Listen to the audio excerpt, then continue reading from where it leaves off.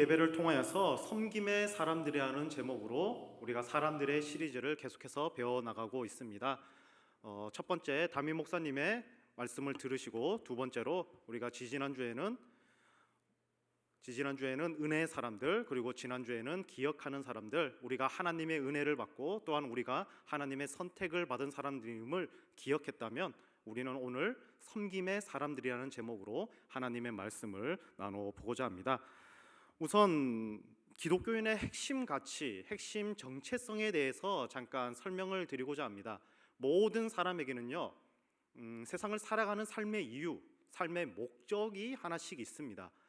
제가 지난번에 영화를 보러 갔다가 어떤 옷가게, 유니클로라는 그런 옷가게가 그런 무슨 글을 쓴 걸 봤습니다. 한번 그림을 한번 잠깐 띄워주실까요?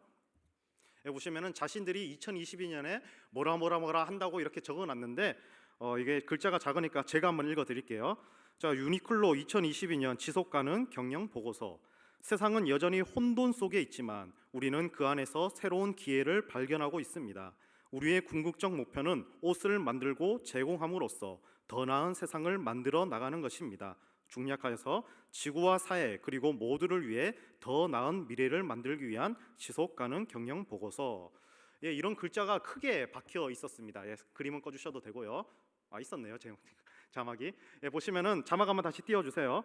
보면은 옷을 파는 사람들인데요, 그 사람들이 이제 코로나라는 이 혼돈 속에서 우리는 옷을 만들고 제공함으로써 더 나은 세상을 만들어 나고자, 우리 얼핏 보기에는 그냥 옷, 그거 비싼 옷도 아니고 명품 옷도 아닌데 그냥 싼 패스트 브랜드잖아요. 그냥 10,000원, 20,000원 하는 옷, 그런 싸구려 팔면서 뭘 하냐는데, 자신들 나름대로는 궁극적인 목표를 가지고 이 옷을 통하여서 세상을 바꾸어 나가겠다, 좋게 만들어 나가겠다, 그런 정체성, 목표성을 가지고 이 사람들이 일을 하는 겁니다. 이런 것들을 이제 각 가게마다 배포해서 보는 직원들도 보고, 그 다음에 오는 손님들도 봄을 통하여서 우리가 이렇게 열심히 노력하겠습니다, 그리고 우리 직원들도 이렇게 우리가 노력하니 여러분들도 열심히 힘을 써주십시오, 이런 것들을 알려주고 있는 것입니다. 우리 기독교인들도 삶의 목표가 있습니다. 분명한 목표, 분명한 정체성 의식이 있습니다. 많은 것들이 있을 겁니다. 은혜를 받았다는 것, 여러 가지 찬양을 하는 것, 그리고 감사하는 것 많이 있지만은, 저는 그 중에서 섬김이라는 단어에 포커스를 좀 맞춰 보고자 했습니다. 너무나도 많지만요, 우리가 은혜를 받았다면 이 섬김이라는 정체성이 있어야지 올바른 기독교인의 핵심적인 가치를 가지고, 정체성을 가지고 세상을 살아갈 수 있다고 저는 생각한 것입니다. 왜냐하면 예수님이 그랬기 때문입니다. 우리 한번 요한복음 13장 1절의 말씀을 한번 보도록 하겠습니다. 우리 한번 같이 한번 읽어볼까요? 시작. 6월절 전에 예수께서 자기가 세상을 떠나 아버지께로 돌아가실 때가 이른 줄 아시고 세상에 있는 자기 사람들을 사랑하시되 끝까지 사랑하시니라. 아멘. 세상에 있는 자기 사람들을 사랑하시되 언제까지요? 끝까지. 이 말씀은요, 고난주간에 있었던 말씀입니다. 정확하게 말하면은 이제 고난주간 마지막 최후의 만찬 직전에, 이제 우리가 만찬을 먹기 직전에 예수님이 내가 다음 날이 되면은 비참하게 십자가에 못 박혀 죽게 되겠구나, 이 사실을 알았을 때입니다. 만약 우리가 다음 날에 죽게 된다면, 나의 삶이 24시간도 남지 않았다면 우리는 어떤 생각을 하게 될까요? 많은 것들이 있겠지만은 예수님은 사랑하기로 했습니다. 끝까지 사랑하기로 했습니다. 그리고 그 사랑을 보여주셨습니다. 우리 한번 그 다음 그림을 한번 보여주시겠어요? 바로 그림이지만 글자이기도 합니다. 제가 좋아하는 거기도 한데요, 섬김이죠. 예수님은 최후의 만찬 전에 직접 무릎을 꿇으시고 자기가 사랑하는 제자들의 발을 손수 닦아 주셨습니다. 가장 낮은 자, 노예, 천한 자들이 하는 거죠. 발바닥에, 더러운 흙바닥에 무릎을 꿇고 발을 닦아주는 것, 수건을 메고 자기 옷과 수건으로 발을 닦아주는 것, 가장 낮은 위치입니다. 그리고 예수님은 무엇이라고 하셨습니까? 내가 행한 것처럼 너희도 서로 행하여라. 그렇기 때문에 저는 그리스도인이라면, 예수님을 믿는 사람이라면 우리의 정체성은 바로 섬김이라고 표현하고 싶습니다. 이 섬김은요, 나를 높여서는 이루어질 수가 없습니다. 나를 낮출 때만 이루어질 수가 있습니다. 이 예수님의 섬김과 예수님의 사랑을 우리가 생각하면, 우리가 세상을 살아갈 때 우리를 높일 수가 없어요. 나를 내세울 수가 없어요. 내가 이런 사람이다, 너희는 나를 알아줘야 한다, 나를 높일 수가 없습니다. 우리의 주인이신 예수님께서 이렇게 섬겨주셨는데, 심지어 이 섬김을 위해서 십자가에 친히 올라가셔 우리의 모든 죄를 대신 지셨는데, 우리가 받는 고난이, 우리가 받는 교만이 얼마나 높을 수가 있겠습니까? 그렇기 때문에 우리 기독교인들은 바로 이 섬김의 자세를 가지고 세상을 하나님의 사랑으로 바꿔 나가고자 노력을 합니다. 하지만 세상 사람들은 어떻죠? 세상 사람들은요, 절대 그렇게 살지 않습니다. 세상 사람들에게는 자신의 약점을 들키면 안 됩니다. 자신의 약함을 보여주면 안 됩니다. 나의 죄성을 보여주면 안 됩니다. 왜냐하면 세상은 끊임없는 경쟁뿐이고 끊임없는 혼돈 속에서 남을 짓밟아야 하지만 내가 얻을 수가 있다라고 그들은 생각하기 때문입니다. 그렇기 때문에 끊임없이 분쟁과 다툼과 시기와 질투가, 싸움이, 전쟁이 이 땅 가운데 영원토록 있는 것입니다. 오늘 제가 생략한 5장 1절에서 5절의 말씀은요, 부자들에 대한 말씀입니다. 너희 부자들아, 너희 부자들은 왜 가난한 자와 어려운 자들을 힘들게 하느냐? 너희 지주들아, 열심히 농사를 짓고 있는 소작인들을 왜 이렇게 괴롭히느냐? 너희가 땅에서 사치하고 방중하고 살육의 날에 너희의 마음을 살치게 하였다라고 책망을 합니다. 이 부자들은요, 바깥에 어떤 진짜 부자들을 말하는 것은 아닙니다. 그것도 있겠지만은 이 말의 의미는요, 하나님을 믿지 않는 모든 세상 사람들이고요, 그 세상 사람들을 은연중에 닮아가고 싶어하는 우리들의 마음을 말하는 겁니다. 여기에 부자는요, 이런 세상 사람들을 따라가고 싶어하고 닮아가고 싶어하고 나도 모르게 하나님을 믿음에도 불구하고 이 교회당을 나섰을 때 자신도 모르게 세상 사람과 똑같은 생각과 방향성을 가지고 살아가는 사람들에게 경고하는 것입니다. 6절 말씀 제가 읽어보겠습니다. 너희는 의인을 정죄하고 죽였으나 그는 너희에게 대항하지 아니하였느니라. 아멘. 의인이 죽었습니다. 정말 의로운 사람, 정의로운 사람을 정죄하고 죽였습니다. 이것이 바로 섬김의 예수 그리스도를 말하는 거죠. 비웃었습니다. 왜 그렇게 섬기느냐? 비웃었습니다. 왜 십자가에 매달려 가장 저주받을 죄인이 되어서 비참하게 죽었느냐? 하지만 그 의인이 정죄받음을 통하여서 우리는 삶을 얻었습니다. 여기에 나오는 의인은요, 예수 그리스도를 의미하기도 하지만 예수 그리스도의 아들, 딸들, 작은 예수들인 바로 우리 그리스도인들에 대해서도 말하는 것이기도 합니다. 그렇기 때문에 본론 섬김의 세 가지 요소에 대해서 제가 오늘 이 야고보서의 5장의 말씀을 통하여서 알려드리고자 합니다. 자, 첫 번째로 섬김의 첫 번째 요소는요, 바로 인내함입니다. 우리가 진정한 의인이 되기 위해서, 하나님의 아들이 되기 위해서는요, 바로 이 인내함이 있어야 합니다.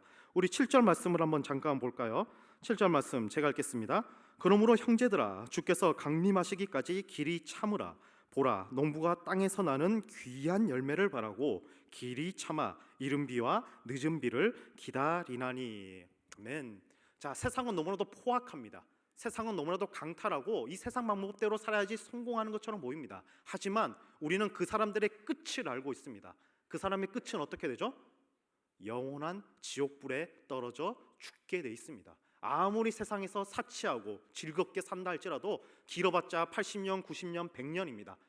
더 길게 잡아봤자 120년이 지나면은 그 사람들은 모조리 다 죽게 되고 하나님의 준엄한 심판을 받게 됩니다. 이것이 바로 기독교인들이 가지고 있는 직선사관입니다. 세상 사람들은요, 이런 직선사관이 없어요. 우리는 시작이 있고 끝이 있다고 믿고 있습니다. 이것이 알파와 오메가죠. 기읒과 히읗이죠. 시작이 있으면 끝이 있습니다. 그렇기 때문에 우리는 아무리 힘들고 어려워도 희망을 가지고 참고 견디고 인내할 수가 있습니다. 하지만 세상 사람들은 어떻죠? 세상 사람들은 지금이 전무인 줄로 압니다. 지금이 전무인 줄로 아니까 어떻게 되죠? 지금 어떻게든 뭔가를 이루려고 합니다. 지금 뭔가 이루기 위해서는 어떻게 해야죠? 남의 것을 빼앗아야 합니다. 다툼이 있어야 합니다. 그래야지 지금이 전부라고 생각하기 때문에. 그렇기 때문에 세상 사람들의 사과는 순환 사과입니다. 봄, 여름, 가을, 겨울, 다시 봄이 된다. 하지만 우리는 아니죠. 우리는 다시 돌아온다는 게 없습니다. 우리는 분명한 끝이 있다는 사실을 알고 있습니다. 이것을 자연에서도 보여줍니다. 이른 비와 늦은 비가 뭐냐면요, 이 중동 지역은요 굉장히 메말랐습니다. 그렇기 때문에 10월경에 첫 번째 비가 내립니다. 굉장히 메마른 땅이 첫 번째 비가 왔을 때 보슬보슬해집니다. 그러면 그 땅에 씨앗을 뿌리죠. 자, 근데 씨앗을 뿌렸는데 이곳이 건조하잖아요. 다시 건조해집니다. 그렇기 때문에 늦은 비가 다시 와야 합니다. 이른 비가 땅을 보송보송하게 해준다면, 그때 씨앗을 심었다면 늦은 비가 다시 와서 그 씨앗들이 아름답게 성장할 수 있게 만드는 것이 바로 이른 비와 늦은 비입니다. 이 둘 중에 하나라도 안 오면요, 농사를 망칩니다. 이른 비가 안 왔다면요, 땅이 딱딱해서 씨앗이 제대로 싹을 못 틔우고요, 늦은 비가 안 왔다면 싹이 아무리 자라도 아름답게 성장할 수가 없습니다. 그렇기 때문에 이 두 가지 비, 그렇기 때문에 농부들은요, 필연적으로 하나님의 도우심을 받을 수밖에 없었습니다.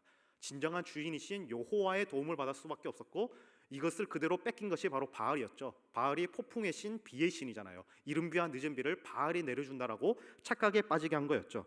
자, 어찌되었든 하나님을 믿는 사람들은요, 이 두 가지, 이른 비와 늦은 비, 바로 하나님이 주시는 은혜와 그리고 하나님이 주시는 행복으로 우리가 세상을 살아가야 합니다. 그러기 위해서는요, 세상이 아무리 불의해도 우리는 인내해야 합니다. 8절의 말씀도 마찬가지입니다. 8절도 제가 읽겠습니다. 너희도 길이 참고 마음을 굳건하게 하라. 주의 강림이 가까운이니라. 마음을 굳건하게 하라. 원어적으로 하면은 강하게 하다. 나의 심장, 나의 영혼, 나의 마음을 강하게 하다입니다. 내 마음을 강하게 뭘 하라는 거죠?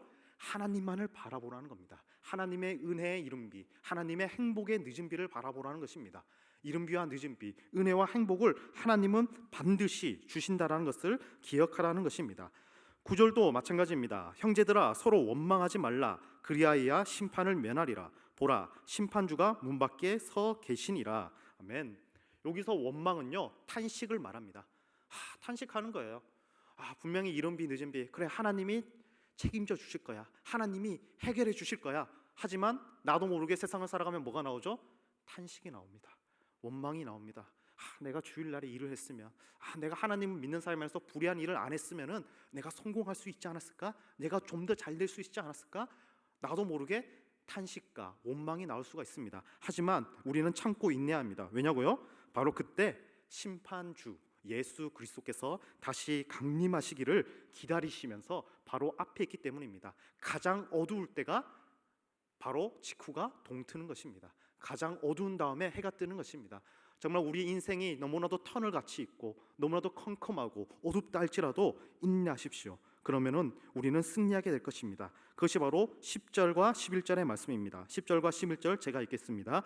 형제들아, 주의 이름으로 말한 선지자들을 고난과 오래 참음의 본으로 삼으라. 보라, 인내하는 자를 우리가 복되다 하나니 너희가 욥의 인내를 들었고 주께서 주신 결말을 보았거니와 주는 가장 자비하시고 긍휼히 여기시는 이시니라. 아멘. 선지자들을 보면서 오래 참음의 본으로 삼으라는 것입니다. 지금 여기서 말하는 선지자들은요, 우리는 선지자하면 이사야, 엘리야 이런 사람들만 생각하잖아요. 아닙니다. 구약 성경에서 선지자는요, 아브라함, 이삭, 야곱, 노아, 여호수아 이 사람들이 다 선지자예요. 하나님의 뜻을 전달해주고 알려주는 성경의 모든 위인들이 바로 선지자들입니다. 성경의 모든 사람들, 여러분 한번 생각해 보십시오. 성경의 모든 사람들을 볼 때 그 사람들은 언제나 평탄대로였나요? 그 사람들이 모두 고난이 없었나요? 어려움이 없었나요? 아닙니다. 특별히 여기 나오는 욥을 비롯하여서 모든 성경의 인물은요, 고난이 있었습니다. 어려움이 있었습니다. 하지만 하나님을 끝까지 참고 견디고 바라봤습니다. 그렇기 때문에 믿음의 사람이 되었습니다. 자, 우리가 새벽 기도에 묵상하고 있는 사울 왕은 왜 선지자가 못 됩니까? 사울도 선지자처럼 성령을 받았습니다. 예언했습니다. 사울도 선지자더냐 이런 속담도 있잖아요. 하지만 유대인들도 그렇고 우리들도 사울 왕을 선지자로 여기지 않습니다. 왜 그렇죠? 그는 끝까지 인내하지 않았기 때문에, 그는 끝까지 순종하지 않았기 때문입니다. 모든 성경의 위인들을 보십시오. 끝까지 순종할 때 하나님은 결국 승리의 역사를 보여줍니다. 그렇기 때문에 하나님을 의지하는 자가 인내하는 자이고요, 하나님을 바라보면요 바로 복된 자가 될 수밖에 없습니다. 11절에 보시면 주는 가장 자비하시고 긍휼히 여기시는 이시니라. 주님은 자비하십니다. 주님은 긍휼히 여기십니다. 누구를요? 불쌍히 여기시 주십니다. 긍휼, 불쌍히 여기다 바로 우리들입니다. 하나님을 부르짖는 자를 불쌍히 여겨주시고 우리를 행복한 길로 이끌어 주십니다. 정리하겠습니다. 인내하는 사람은요, 하나님을 찾는 사람입니다. 하나님을 찾는 사람은요, 인생의 궁극적인 행복을 찾은 자들입니다. 우리 자막 한번 잠깐 띄워주실까요? 자, 정리합니다. 하나님을 찾는 자는요, 하나님의 통하여서 인생의 궁극적인 행복을 찾은 사람들입니다. 이것이 어디서 나오냐면요, 바로 팔복에 나옵니다. 마태복음 5장 3절에서 10절, 산상수훈에 하나님이 산 위에서 올라가신 그 말씀이 바로 팔복입니다. 이 팔복의 내용이 야고보서, 물론 팔복의 내용은 여러 가지 의미가 있지만 이 야고보 기자가 보기에는 산상수훈의 팔복이 바로 인내함을 통하여서 하나님을 찾는 자는 궁극적인 행복을 맛본다. 술과 담배나 마약 같은 일시적인 행복이 아니라 진정한 영원한 행복을 맛보는 자이기 때문에 우리는 인내하는 자가 되어야 한다는 것이 바로 7절부터 11절까지의 말씀이었습니다. 자, 그럼 12절의 말씀, 우리 잠도 오기 하니까 우리 같이 한번 읽어보겠습니다. 12절 같이 읽겠습니다. 시작. 내 형제들아, 무엇보다도 맹세하지 말지니 하늘로나 땅으로나 아무 다른 곳으로도 맹세하지 말고 오직 너희가 그렇다고 생각하는 것은 그렇다 하고 아니라고 생각할 것은 아니라 하여 정죄받음을 면하라. 아멘. 이 말씀을 보시면 약간 헷갈릴 수가 있습니다. 맹세하라는 말이 구약 성경에 있었는데 왜 또 맹세하지 말라고 했을까요? 이유는요, 이것도 산상수훈에서 예수님이 맹세하지 말라고 했기 때문입니다. 여기서 말하는 맹세는요, 간단합니다. 여기서 말하는 맹세는 자신을 높이는 거예요. 그러니까 내가 맹세하겠다, 내가 하나님에게 맹세하겠다, 내가 부모님에게 맹세하겠다, 내가 위대한 랍비 누구누구의 이름으로 맹세하겠다, 이 말인즉슨요, 세상에 나를 높이겠다, 내 말이 진짜다, 내 말이 정답이다, 나를 드러 내세우는 것을 말합니다. 내가 진짜 맹세코 말하는데 이건 진실이야. 인간이 말하는 것들 중에 영원한 진실이 어디 있겠습니까? 인간이 말하는 것들은 계속해서 바뀝니다. 어떻게든 진실인 것을 얘기하는 건데 결국은 이것은 나를 높이고자 하는 마음이 있는 거예요. 나는 옳았어. 지금 내가 하는 말이 옳으니까 너는 틀린 거야. 그러니까 나는 너보다 더 높은 존재야. 더 좋은 존재야. 원래는요, 맹세할 때 구약에서는 이렇게 말했습니다. 맹세해도 된다. 다만 여호와의 이름으로 맹세해라. 그런데 이것이 잘못된 거예요. 그러니까 여호와의 이름으로 맹세하라고 모세가 말한 것은요, 그러니까 하나님만이 높임받고 하나님만이 존귀 여김을 받는다, 하나님 앞에 모두가 겸손하여져라라고 말한 거였는데 이걸 사람들이 잘못되게 오용하는 거예요. 잘못되게 쓰는 거예요. 자신을 높이는 데 계속 쓰는 거예요. 그래서 예수님이 분명히 말합니다. 하늘로나 땅으로나 맹세하지 말지어다. 우리 한번 정리하도록 하겠습니다. 앞에 자막 한번 올려주십시오. 정리하겠습니다. 겸손은요, 나를 믿지 않고 내 안에 예수 그리스도를 믿는 자입니다. 이것이 마태복음 산상수훈에서 말하는 맹세의 핵심입니다. 정말 우리가 겸손한 사람이 되어야 합니다. 이것이 바로 섬김의 자세를 갖는 믿음을 가진 자들의 모습입니다. 겸손은 어려운 게 아닙니다. 나를 높이려는 그 마음을 계속 내려놓으면 됩니다. 내가 해봐서 아는데, 내가 그렇게 하는데 해서 내가를 많이 좀 줄이시면 됩니다. 아예 없앨 수는 없죠. 하지만 그때마다 내 안에 예수 그리스도를 생각하십시오. 그렇기 때문에 요즘 우리는 맹세 안 하잖아요. 여호와의 이름으로 하나님으로 맹세한다는 말을 쓰질 않잖아요. 우리는 하나님만 생각하고 하나님의 아들 예수 그리스도만을 높여야 합니다. 그리고 마지막 13절에서 18절은요, 섬김의 세 번째 요소입니다. 제가 13절 말씀을 읽어보도록 하겠습니다. 너희 중에 고난당하는 자가 있느냐? 그는 기도할 것이요. 즐거워하는 자가 있느냐? 그는 찬송할 지니라. 아멘. 섬김의 세 번째 요소는요, 바로 기도입니다. 언제 어디서나 기도합니다. 보시면은 슬플 때 뭐 하라고요? 슬플 때, 고난당할 때 같이 기도해 주라는 겁니다. 그리고 그 사람이 즐거워합니다. 저 사람이 뭐 복권에 당첨됐는지 아니면 LH에서 주택이 당첨됐는지 너무 기뻐합니다. 그때 뭐 하라고요? 찬양하라는 겁니다. 여러분, 찬양이 곡조 있는 기도라는 사실 잘 알고 계시잖아요. 찬양도 기도입니다. 곡조 있는 기도입니다. 그렇기 때문에 슬플 때나 기쁠 때나 뭐 하라고요? 기도하라는 겁니다. 누구에게요? 하나님을 생각하라는 겁니다. 이 슬플 때 하나님을 생각하면 슬픔을 잊게 해주시고 슬픔을 줄여주시고, 기쁠 때 하나님을 찬양하면 이 기쁨이 온전한 기쁨, 나를 높이는 교만의 기쁨이 아니라 겸손의 기쁨으로 바꿔주신다는 사실을 알려주고 있습니다. 또한 14절의 말씀도 있습니다. 너희 중에 병든 자가 있느냐? 그는 교회 장로들을 청할 것이요 그들은 주의 이름으로 기름을 바르며 그를 위하여 기도할지니라. 주님의 이름으로 약을 바르면서 기도하고 위로하라는 것입니다. 그렇기 때문에 우리 장로교에서는 헌법적으로 장로님들은 신방하는 사람으로 정해져 있죠. 자, 신방할 때 우리 장로님들이 두 종류가 있습니다. 우리 헌법을 조금 공부하신 분 아시겠지만요, 말씀을 가리키는 장로가 있고 치리하고 행정을 처리하는 장로님이 있습니다. 앞에서 말씀을 가리키는 장로님이 바로 우리 목사님들이고요, 그 다음에 행정적으로 치리하고 돌보시는 장로님이 바로 우리가 아시는 그런 장로님들, 당회 장로님들입니다. 자, 이렇게 말씀 장로와 치리 장로, 행정 장로가 있고 또한 권사님들도 있습니다. 권사님들의 뜻은 성경에는 나오지 않지만 너무나도 좋아서 감리교에서 쓰는 권사님의 직분을 우리 한국교회가 다 쓰기로 했는데요, 권사의 직분은 엑소터, 고난하는 사람입니다. 고난하는 사람, 어떤 걸 고난하는 거죠? 슬프고 힘들고 어려울 때 하나님의 이름으로 권면하고 위로하고 기도해 주는 사람이 바로 권사님입니다. 안수 집사님은 서품 받은 집사님이죠. 머리에 안수 기도를 받는 집사님들을 이야기하고요. 그런데 이 모든 직분들의 기초는요, 집사님입니다. 집사님, 우리 한번 자막을 한번 띄워주시겠어요? 모든 직분들은요, 집사님에서부터 시작이 됩니다.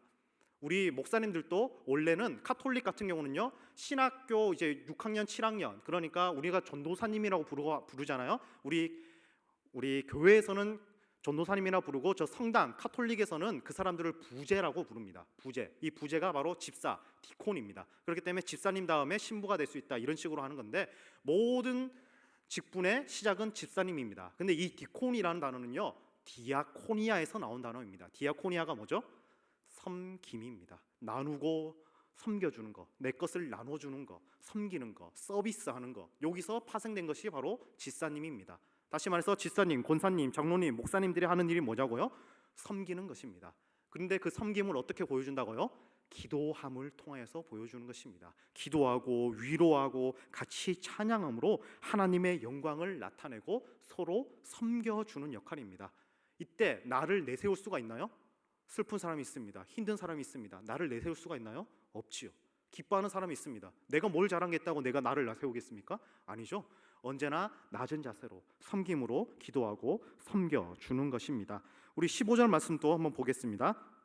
믿음의 기도는 병든 자를 구원하리니 주께서 그를 일으키심이라. 혹시 죄를 범하였을지라도 사하심을 받음이라. 모든 직분자들은요, 이러한 믿음의 기도를 통하여서 죄에서 구원하시는 예수님께로 인도해야 하는 사명을 가졌습니다. 우리 기독교인들을 복 받아야 합니다. 영혼적인 복뿐만 아니라 물질적인 복도 받아야 합니다. 물질적으로 우리도 풍요로워야 합니다. 영혼, 마음만 풍성한 것이 아니라 물질로도 풍성해야 합니다. 왜요? 도와주기 위해서. 우리가 헌금을 할 때 하잖아요. 우리 헌금을 올려드린 손도 다시 풍성해져서 이 손으로 다른 사람들을 나눠주라고. 그것이 바로 미국의 가치관이잖아요. 미국의 청교도적 가치관. 미국에서는 부자들을, 재벌들을 향하여서 무작정 분노하지 않습니다. 왜냐고요? 미국에서는 네가 잘 먹고 잘 사는 것도 다른 사람들이 도와줬기 때문에 사회 환원을 해야 한다. 어떤 사람들은 세금을 감면해 주니까 사회 환원하는 거예요. 세금 감면하기 전부터 부자들은 사회 환원을 했습니다. 미국에 가시면은 곳곳마다 다 도서관과 병원과 학교를 모든 부자들이 세웁니다. 왜냐고요? 이것을 다시 나눠주기 위해서. 왜냐하면 이것이 바로 청교도적 가치관이기 때문입니다. 하나님을 믿는 사람들은요, 부해져야 합니다. 그래서 나눠줘야 합니다.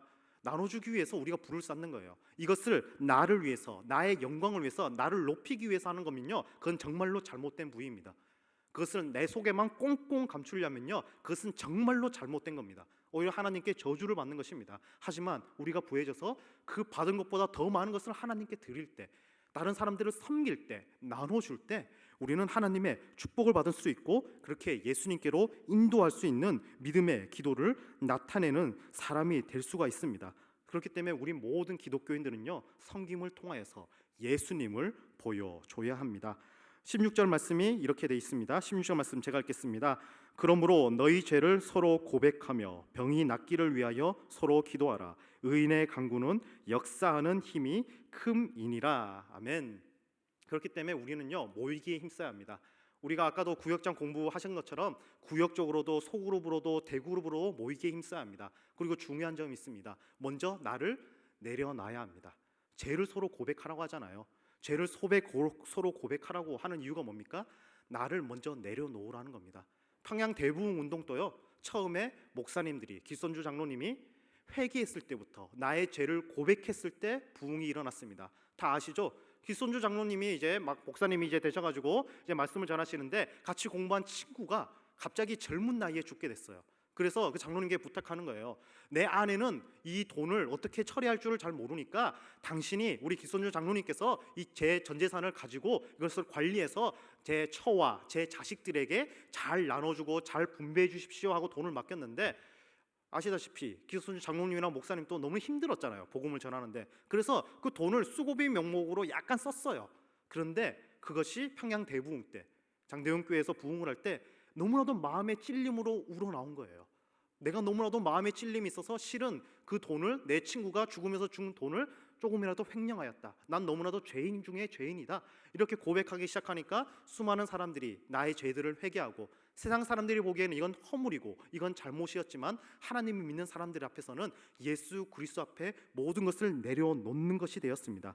그렇기 때문에 사람들이 회개하기 시작하고 하나님을 향한 믿음으로 위로를 받기 시작하고 서로 함께 모여서 큰 부흥의 불길이 일어난 것입니다. 그렇기 때문에 기도할 때, 나를 내려놓고 기도할 때 큰 역사가 일어납니다. 그런 사람들이 바로 의인이 됩니다. 성경에도 분명히 나오잖아요. 의인은 없나니 하나도 없느니라. 그런데 세상 사람들에게는 의인이 없어요. 하지만 하나님을 믿는 사람에게는 의인이 있습니다. 예수님을 믿는 사람이 바로 의인이 됩니다. 왜냐하면 여기서 나오는 의인은요, 하나님의 아들, 딸들, 하나님에게로부터 태어난 자들이 의인이 되기 때문입니다. 하나님 앞에 내려놓고 하나님만 바라보는 사람이 될 때 우리는 의인이 될 수가 있습니다. 우리 17절 또 한번 볼까요? 제가 읽겠습니다. 엘리야는 우리와 성정이 같은 사람이로되 그가 비가 오지 않기를 간절히 기도한즉 3년 6개월 동안 땅에 비가 오지 아니하고, 18절입니다. 다시 기도하니 하늘이 비를 주고 땅이 열매를 맺었느니라. 아멘. 엘리야는요, 성정이 같은 사람입니다. 성정, 본성이에요, 본성. 그러니까 본질적으로 우리와 똑같은 인간이다. 성경에 나오는 모든 유인들도 우리와 똑같은 인간이다. 하지만 그들은 차이점이 하나 있었으니 그들은 의인이었습니다. 하나님을 품에 담고 사는 사람이었습니다. 하나님을 닮아서 섬기고 인내하고 겸손하고 그 다음에 기도하는 사람이었습니다. 하나님만을 주인으로 여기는 마음으로 충만한 사람이었습니다. 그러자 무슨 일이 일어나죠? 놀라운 기적이 일어납니다. 3년 동안 비가 오지도 않고 다시 기도하니까 다시 비가 내려서 하나님의 영광을 나타내는 것입니다. 그렇기 때문에 정리하도록 하겠습니다. 자막을 띄워주시고요. 성도는요, 기도하는 사람입니다. 여기서는 정확하게는 원래 좀 더 길었어야 했어요. 왜냐하면 마태복음 5장 43절 45절의 산상수훈에는요, 기도에 대해서 예수님이 설교하실 때 원수를 위해서까지도 기도하고 사랑하고 섬겨서 그 원수를 감화시켜라, 그 원수도 스스로 부끄러움을 느끼고 하나님을 믿게 하라는 말씀이 나오거든요. 자, 이렇게 오늘 말씀들을 보시면은 이러한 섬김을 통하여서 우리는 예수님의 말씀이 우리에게로 그대로 흘러나오고 있다는 사실, 이 야고보 기자가 정말 예수님의 말씀을 통하여서 하나님을 믿는 우리가 어떻게 살아가야 하는지에 대해서 다시 한번 알려주고 있습니다. 그리고 19절 20절은요 결론입니다. 바로 섬김의 궁극적인 목표를 나타냅니다. 그것이 뭐냐면요, 바로 세상의 구원입니다. 우리 19절과 20절은 우리 같이 한번 읽어보도록 하겠습니다. 시작. 내 형제들아, 너희 중에 미혹되어 진리를 떠난 자를 누가 돌아서게 하면 너희가 알 것은 죄인을 미혹된 길에서 돌아서게 하는 자가 그의 영혼을 사망에서 구원할 것이며 허다한 죄를 덮을 것임이라. 아멘. 자, 보시면은 미혹이라는 단어가 나옵니다. 미혹이라는 단어는요, 마태복음 18장 12절에도 같은 단어가 나왔는데요, 길을 잃은 양떼들에 나왔습니다. 길을 잃다가 바로 미혹입니다. 길을 잃은 것이에요. 어떻게 할지를 모르고 길을 잘못해서 걸어가는 거예요. 그런데 세상 사람들은 다 미혹되어 있습니다. 왜죠? 진리가 없으니까요. 진리는 단 하나밖에 없는 것입니다. 하나밖에 없는 게 뭐죠? 하나님의 신실하심이죠. 하나님은 영원토록 우리를 사랑하신다. 우리 개혁주의는 많은 것들이 있지만 그 신학 중에서 언약주의 신약을 우리는 좀 가지고 있습니다. 언약주의 신학이 뭐냐면요, 언약 신약이 바로 약속입니다. 약속을 이제 조금 더 멋있게 만들어서 말씀 약속 약해서 말씀으로 하는 약속, 우리는 언약 신약입니다. 하나님은요 언제나 약속을 하십니다. 어떤 약속이죠? 내가 너희를 복 줄 거야, 내가 너희를 잘 되게 할 거야, 내가 너를 사랑한다, 내가 너를 지킨다. 이 약속이 언제서부터 시작하죠? 아담 때부터 시작합니다. 노아에서도 이어집니다. 아브라함에서도 이어집니다. 이삭, 야곱, 그러다가 요셉을 통해서 다윗까지 모세로 이어지고 다윗으로 이루어지고 다윗의 약속이 예수 그리스도까지 연결되고 그 예수 그리스도의 약속이 그리스도인인 작은 예수들인 우리에게도 하나님의 약속이 쭉쭉 이어집니다. 그렇기 때문에 이 약속의 핵심이 뭐죠? 신실하심, 우리를 사랑하신다는 그 사실. 이 신실하심이 바로 진리로 표현이 됩니다. 세상 사람들은 이 진리가 없어요. 세상 사람들은요, 누가 약속해주지 않았어요. 내가 이렇게 살아가도 나를 보호해주고 나를 사랑해주고 나를 아껴주고 나에게 힘을 공급해주는 존재에 대한 약속을 세상 사람들은 몰라요. 그렇기 때문에 세상의 사람들은 미혹된 자들이에요. 그렇기 때문에 술과 담배와 세상의 반복론으로 자기 나름대로의 진리를 만들려고 열심히 노력하는 거예요. 하지만 그 진리는 틀렸습니다. 그 진리는 하나님이 빠져 있거든요. 하나님만이 우리를 신실하게 사랑하시고 힘을 주십니다. 그렇기 때문에 야고보서 기자는 다시 한번 말하는 겁니다. 내 형제들아, 너희 중에 미혹되어 진리를 떠난 자를 돌아서게 하여라. 이것은 뭐 이단에 빠진 사람에 대한 이야기라고도 생각할 수 있겠지만요, 정확하게 말하면 세상의 모든 사람들에게 우리에게 하는 말씀입니다. 20절, 너희가 알 것은 죄인을 미혹된 길에서 돌아서게 하는 자가 그의 영혼을 사망에서 구원할 것이며 허다한 죄를 덮을 것임이라. 그들을 다시 하나님의 교회, 하나님의 당으로 예배당에 다시 모여서 함께 하나님을 찬양하고 하나님을 찾게 하는 사람들이, 그 사람들이 이제 희망 없는 세계에서, 폭력이 넘치고 진리가 없는 세계에서 참된 행복을 얻을 수 있게 하는 사람이라는 것입니다. 근데 그걸 누가 하나요? 우리들이 합니다. 우리 재직들이 합니다. 우리 서리 집사님들, 우리 성도님들, 거룩한 백성인 우리들이 바로 그러한 역할을 받게 되었습니다. 하나님의 신실한 사랑, 예수 그리스도의 십자가의 구원의 사랑을 통하여서 우리는 영원한 행복을 얻었습니다. 그럼 영원한 행복을 우리는 어떻게 써야 합니까? 나만 잘 먹고 잘 사는 것이 아니라 세상에 나가서 하나님의 영광을 위해, 이웃의 행복을 위해 우리는 나아가야 할 반드시 큰 사명이 있습니다. 진정한 행복자들은요, 예수님을 나타냄으로써 세상에 행복을 전할 수 있게 됩니다. 그러기 위해서 중요한 게 있죠. 우리가 먼저 내 잔이 넘쳐야 합니다. 내 잔이 하나님의 은혜로 가득 채워야 합니다. 우리 마지막 우리 PPT 한번 띄워주시고 이거 읽으시고 우리 기도로 우리 나가도록 하겠습니다. 기독교인은요, 그리스도인을 한자로 풀이한 말입니다. 우리 그리스도인은요, 작은 예수들입니다. 세상 사람들은 예수쟁이라고 말하지만요, 우리는 이 말의 의미를 압니다. 예수쟁이, 작은 예수들은요, 언제나 입버릇처럼 예수님, 예수님, 내가 예수님이었다면 어떻게 했을까? 내가 작은 예수로서 이 화나는 상황을 내가 어떻게 참아야 할 것인가? 어떻게 인내할 것인가? 어떻게 섬겨야 할 것인가? 어떻게 겸손할 것인가? 어떻게 기도할 것인가를 아는 사람입니다. 그때 섬김으로 예수의 행복을 보여줄 수 있는 사람이 될 수가 있습니다. 이 말씀을 위해서 우리 다 같이 기도하겠습니다. 우리 담임 목사님이 나오실 때까지 우리 주여 한번 크게 부르짖고 우리 뜨거운 마음으로 우리 같이 한번 기도하도록 하겠습니다.